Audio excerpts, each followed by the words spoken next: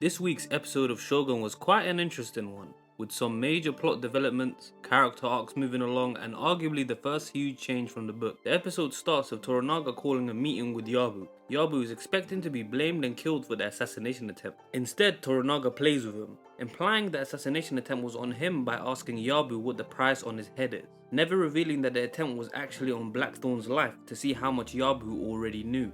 Then when Yabu assumes to understand the situation and asks Toranaga to kill him, he again keeps him off balance, by revealing that he knows Yabu met with Ishido. In the book, the idea of spies and informants is much more focused on, with Toranaga being renowned for his web of influence on information. There were also some major changes with certain characters being either completely left out or having their roles in the story heavily downgraded.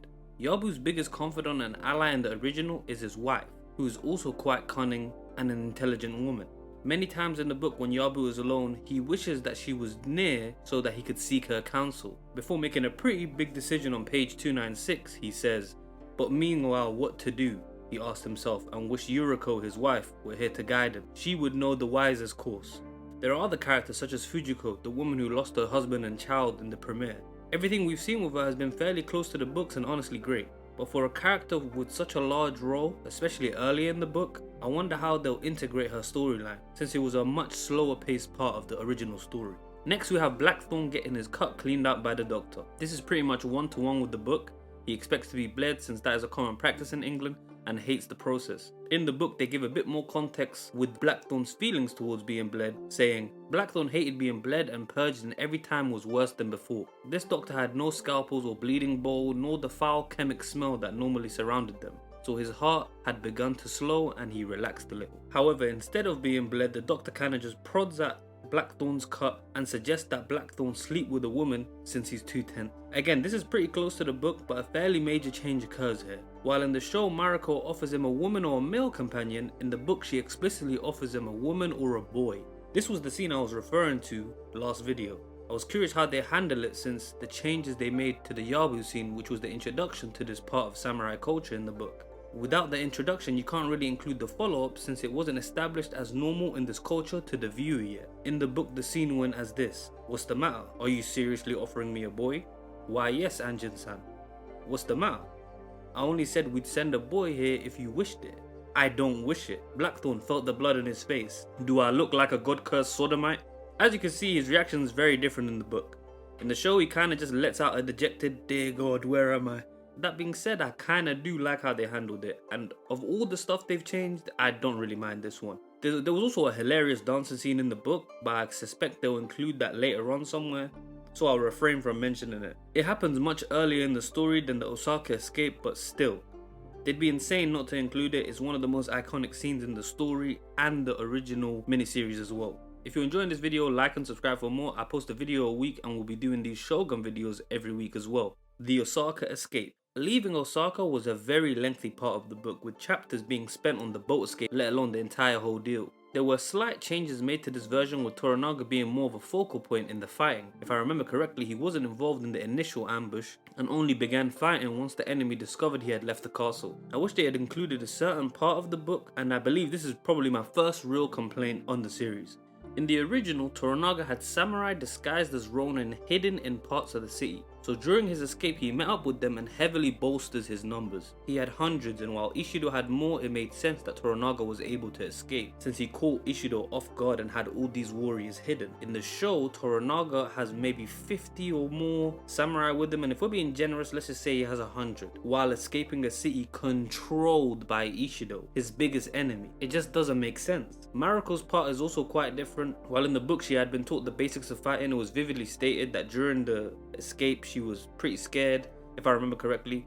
This was an important moment for Blackthorne, and it showed him how, even though in complete fear, as a small woman with no armor, she still had the courage to fight for her lord. That scene isn't nearly as impactful or eye-opening if she's a capable warrior, since that is just, you're just expected to fight if you're capable of fighting. To add to this, the Buntaro scene was just stupid. This is probably the only scene I don't like in the show. All the other stuff has been kind of nitpicks, but this is the real scene I just found it stupid. They had an alternative scene that would have served the exact same purpose, the one in the book. It wasn't even that lengthy of a scene either, they could have fit it in this episode. In that version of the scene, Buntaro fights until he gets to the jetty with his men. They fight the Greys, Ishido's men, to protect Toranaga and Co from archery and cover their escape. He eventually decides to commit seppuku since in the book they establish a samurai would prefer to be dead instead of captured due to gruesome torture tactics they employ to extract information. After noticing that there were 4 of his horsemen galloping towards the jetty with a 5th spare horse, Toranaga orders Buntaro to go with them, and with difficulty, Buntaro pulls himself back into the abyss of life and obeys. Changing that for a cliche sacrifice scene where he runs off into a group of samurai off screen is just confusing to me and seems unnecessary. The scene with Buntaro takes place on page 394. Blackthorne looked back. Greys were calmly mopping up the breakwater, while others were heading unhurried towards the jetty for Buntaro. But 4 horsemen, Browns, were galloping across the beaten earth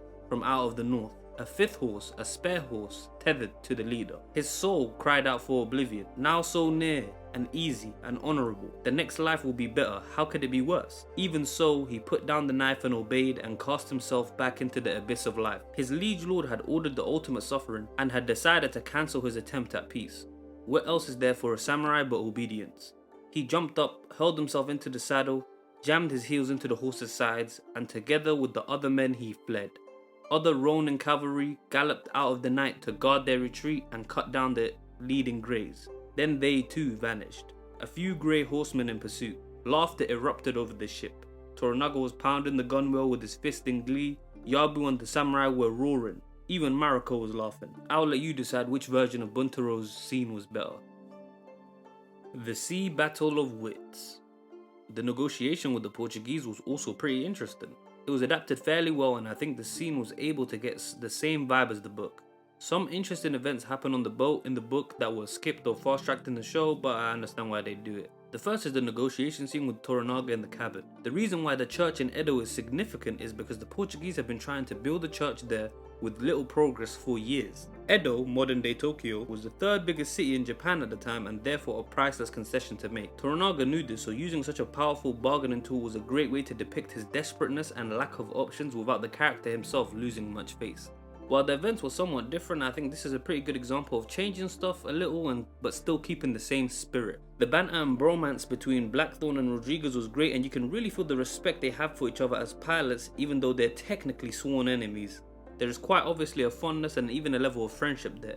Rodrigues decides to let Blackthorne live as a way to pay him back for saving his life at the beginning of the show. This is pretty much the same as the book in terms of Rodrigues wanting to pay back Blackthorne for saving his life. They also did a great job of showing Blackthorne's capabilities as a leader and his refusal to just lie down and take a loss. 2 very major aspects of this character. The book went a very different route, although this point was still the same. Rodrigues still helps Blackthorne, but does so in a much more subtle and clever way. So for some context, in the book, they're all allowed on the ship for negotiations, including Blackthorne, and while Toranaga does business with the Captain General, Blackthorne wants to eat. At this point, he's very tired and hungry due to all the running and fighting in the escape, page 416. Of course, to the Great Cabin, Blackthorne can eat while Lord Toranaga and the Captain General talk. Meanwhile, Mariko is disgusted by the way that the Portuguese refer to the samurai. They all call them monkeys, similar to the way the Japanese call the Portuguese barbarians. They're unaware that she can understand them until Rodrigues realizes after asking Alvito who she is. Page 417. Rodrigues notices Mariko. Just a minute, father. Who's the woman? Donna Maria Toda, one of Toranaga's interpreters. Rodrigues whistled tonelessly. Is she good? Very good. Stupid to allow her aboard. She faces her own troubles while trying to nurture a food-induced comatose Blackthorne. The bosun calls samurai monkeys, implies she's a consort, and offers to pay her for a quickie, all of which enrages her samurai guard, but after some rowdiness, Rodrigues comes in and calms down the situation. Rodrigues and Mariko then had a conversation about the intricacies of racism. No, I'm being for real, that is an actual conversation. And Rodrigues made the point that they're all racist to each other, so it's a bit rich for Mariko to be offended, which kinda shakes her worldview quite a bit. Page 434. Mariko thought about that. Then she said, do all Portuguese call us monkeys and Japos behind our backs? Rodrigues pulled the earring he wore. Don't you call us barbarians, even to our face? We're civilized, at least we think so, senora. In India, the land of Buddha, they call the Japanese Eastern Devils and won't allow any to land if they're armed. You call Indians blacks and non-human. What do the Chinese call Japanese? What do you call the Chinese? What do you call the Koreans? Garlic eaters, nah? I don't think Toranaga would be pleased, or Lord Hiramatsu, or even the father of your wife. The blessed Jesus said, "First cast the mote out of your own eye before you cast the beam out of mine." As they had this conversation, one of the crewmates whispered to Rodrigues and he had Blackthorne ordered to be thrown overboard and taken back to the galley on the longboat. His cover story was that Blackthorne had offended him, but it was later explained that he had done so to save Blackthorne's life, page 444. When Santiago, the first mate, had helped them aboard the longboat, he had told them that Rodrigues was going to help, with God's grace. Why? Blackthorne had asked. My pilot says to tell you that he had you thrown overboard to sober you up, senor. Why? Because he said to tell you, senor pilot. Because there was danger aboard the Santa Teresa. Danger for you. What danger? You are to fight your own way out, he tells you. If you can, but he will help. Why? For the Madonna's sweet sake, hold your heretic tongue and listen, I've little time. Then the mate had told them about the shoals and the bearings, the way of the channel and the plan, and given him 2 pistols. How good of a shot are you, my pilot asks. Poor, he had lied. Go with God, my pilot said to tell you finally. And him you. For me I assign thee to hell. Thy sister. After this scene, the boat's chase is pretty much the same, with Blackthorne leading the galley as close as possible into the Portuguese ship. The only difference is Blackthorne had a pistol out and shot some dangerously close warning shots at Rodrigues and co. to make way for him. It was a great scene that showed us how committed Blackthorne is to staying alive and his belief in himself to get him out of any situation. The last big difference in the scene is the fact that Yabu was on the galley with Blackthorne. It was kind of the reverse of the climbing scene to save Rodrigues in episode 1. In that scene, Blackthorne bowed out of sheer respect due to Yabu's feat of saving Rodrigues on a wet cliffside in the rain. In the galley scene in the book, Yabu respects Blackthorne for his grit and determination as well as his command of the seas. It was a nice parallel that I wish was included in the show. Page 448. He swung further to starboard, pulled out his pistol and aimed it. Make way, by God, he shouted, and he pulled the trigger. The ball whined over the frigate's quarterdeck just between the Captain General and Rodrigues. As the Captain General ducked, Rodrigues winced. Thou Inglés, son of a milkless whore. Was that luck or good shooting, or did you aim to kill? He saw the second pistol in Blackthorne's hands and Toranaga staring at him. He dismissed Toranaga as unimportant. Blessed mother of God, what should I do? Stick with the plan or change it? Isn't it better to kill this Inglés for the good of all? Tell me, yes or no? Answer thyself, Rodrigues. On thy eternal soul, art thou not a man? Listen then. Other heretics will follow this Inglés like lice. Whether this one is killed or not killed, I owe him a life, and I swear I do not have the killing blood in me, not to kill a pilot. Starboard your helm, he ordered, and gave way. Again, let me know what you think about the version in the show and in the book, and which one you prefer.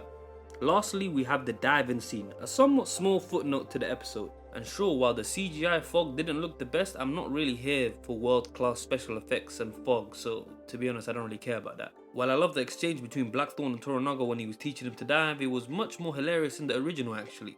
In the book, Blackthorne teaches the whole ship, not just Toranaga, with many actually belly flopping, including Toranaga himself. The quote, "Tomorrow is tomorrow, today I will learn to dive," was actually said by Toranaga after failing multiple times via belly flop. I do wish they kept that scene the same. It was a nice way to show levity and depict Toranaga as less serious and quiet. While they're both intelligent, in the book Toranaga is a little more outspoken and personable. He isn't afraid to show himself having fun or enjoyment. If anything, he's preferred to be seen content, so that his men still place their confidence in him. After all, following a man condemned to death, who is also quiet and moody, would bring down the morale of everyone. And while I wouldn't go as far as saying the live action Toranaga is moody, he is a little too reserved in my opinion. I think the writers are conflating 2 aspects of the character's personality from the book. Toranaga spoke to many people and was very friendly to those he considered close. However, he rarely confided in anyone. He kept his plans and his ideas to himself, with only his wife Kiri knowing some stuff. As you saw in the episode, he even keeps his own son in the dark, since he believes that in this life you can only count on yourself. That being said, not trusting anyone and not speaking to anyone are very different things, and I hope we see him start to open up a bit more and be less serious. Man, I've wanted to talk about Shogun since I started this channel. I finally finished reading it after years of bullshitting and procrastinating and stopping and starting, like a month or two before I even started this channel. But there was no point in talking about it since it was such an old book. So I'll always be thankful to this show for just giving me the opportunity to talk about one of my favorite stories. The show being good is just a bonus, to be honest. Let me know what you thought about the episode and the series as a whole. Book readers, let me know what you thought about the differences in the show and if you liked them or not. If you enjoyed this video, like and subscribe. We just hit 500 after the last video, which is great. I appreciate that as always, and let's try to keep the momentum going. Thanks for watching, and yeah, till next time.